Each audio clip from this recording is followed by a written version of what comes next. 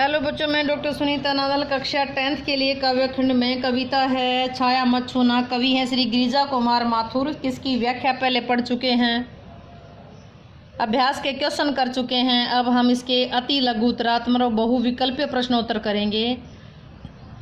प्रश्न देखिएगा, गिरिजा कुमार माथुर का जन्म कब हुआ? सन 1918।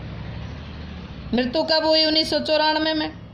छाया शब्द किसके लिए आया है? मधुर स्मृतियों के लिए। चांदनी रात को देखकर कवि को क्या याद आता है? अपने प्रियतमा के बालों में गुथे हुए फूलों की याद आती है। अपनी प्रेमिका के बालों में गुथे हुए फूलों की याद आती है। किसके तन की सुगंध की यादें शेष रह गई? पत्नी के तन की सुगंध की यादें। किसके? कवि की पत्नी के तन की, शरीर की सुगंध की यादें शेष रह गई। गिरिजा छाया मत छूना कविता है। कविता कौन सी है? छाया मत छूना। कवि कौन है? गिरिजा कुमार माथुर। माथुर जी का जन्म हुआ 1918 में, मृत्यु हुई 1994 में। छाया शब्द किसके लिए आया? मधुर स्मृतियों के लिए। चांदनी रात को देखकर कवि को क्या याद आता है? प्रेमिका के बालों में गुथे हुए फूलों की याद आती है। नेक्स्ट देखिएगा, कृष्णा शब्द में के माध्यम से कवि ने किस और संकेत किया है? कृष्णा शब्द का मतलब है काली, काली का मतलब दुख रूपी रात। कृष्णा का शब्द किस लिए आया? दुख रूपी रात के लिए। कवि को पंथ दिखाई क्यों नहीं देता? कवि को दुविधाग्रस्त होने के कारण पंथ दिखाई नहीं देता। क्यों नहीं दिखाई देता? दुविधाग्रस्त होने के कारण। छाया मत छूना कविता में जो न मिला उसे भूल कर किसका वर्ण करने की बात कही है? जो न मिला उसे भूल करके भविष्य को वर्ण करने का, भविष्य को वर्ण करने को कहा है। रस बसंत का अभिप्राय क्या है? रस बसंत का मतलब सुख से भरा जीवन, सुखमय जीवन।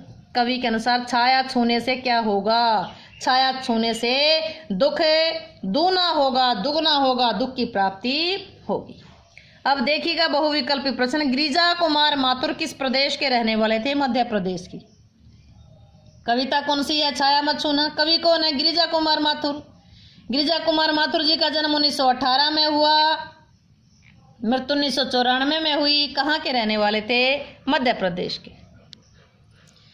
गिरिजा कुमार माथुर कृत कृत कृत का मतलब रची गई। कविता का नाम क्या है? छाया मत छूना। पहले पढ़ चुके हैं। कविता कौन सी है? छाया मत छूना। कवि ने किसे छूने से मना किया है? छाया। छाया छूने से क्या होगा?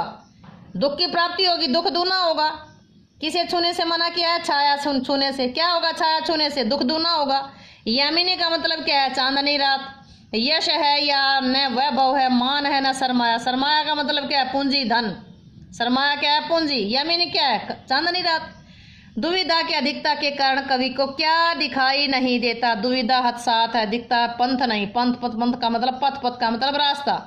भरमाया भटका हुआ, सरमाया पूंजी या धन। सरमाया क्या है? धन या पूंजी। भरमाया क्या है? भटका हुआ। पूज्य कठिन यथार्थ क्या है? चुनौती स्वीकार करना। पूज्य कठिन यथार्थ क्या है? चुनौती स्वीकार करना। मृग तृष्णा का अर्थ है छलावा। क्वेश्चन में भी आया था पहले। मृग तृष्णा का क्या अर्थ है? छलावा। चंद्रिका शब्द का प्रयोग किस अर्थ में प्रयुक्त हुआ है? सुख के दिनों के लिए। चंद्रिका का मतलब चांदनी। चांदनी तो थोड़े से दिनों की होती है, अर्थात सुख के दिनों के लिए। कवि ने मानव को किसका पूजन करने के लिए कहा है? यथार्थ का। किसका पूजन करने के लिए कहा है? यथार्थ का। क्या होते हुए भी दुविधा से ग्रस्त रहते हैं? साहस। क्या होते हुए भी? साहस। प्रस्तुत कविता में हर चंद्रिका में क्या छिपी होने की बात कही गई है? काली रात। चंद्रिका में, चांदनी में क्या छिपी है? अंधेरी रात। यानी दुख के बाद क्या है? सुख, सुख के बाद क्या है? दुख। जीवन में सुहावनी चीजें क्या हैं? सुरंग सुधियां। सुरंग सुधियां का मतलब क्या? सुहावनी यादें, पिछली यादें। कुंतल शब्द का अर्थ है बाल, लंबे केश, लंबे बाल।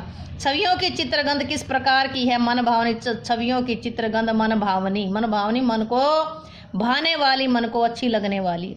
इस कविता में किसका वर्ण करने की बात कही गई है? भविष्य। भविष्य का। किसका वर्ण करने की बात कही गई है? भविष्य का। पथ न दिखने पर साहस कैसा होता है? दुविधा हत। पथ न दिखने पर साहस कैसा होता है? दुविधा हत। कवि कौन से हैं? गिरिजा कुमार माथुर। कविता है छाया मत छूना। जन्म हुआ 1914 में और मृत्यु हुई, जन्म कब हुआ? 1918 में और मृत्यु कब हुई? 1994 में। कब हुई? 1994 में। पथ का मतलब क्या था? पथ। पथ का क्या होता है? रास्ता। पथ न दिखने पर साहस कैसा होता है? दुविधा हत। उम्मीद है कि आपको ये क्वेश्चन अच्छे से समझ आए होंगे। क्वेश्चन अच्छे से समझ आए हों तो वीडियो को लाइक करें, शेयर करें, चैनल को सब्सक्राइब करना ना भूलें।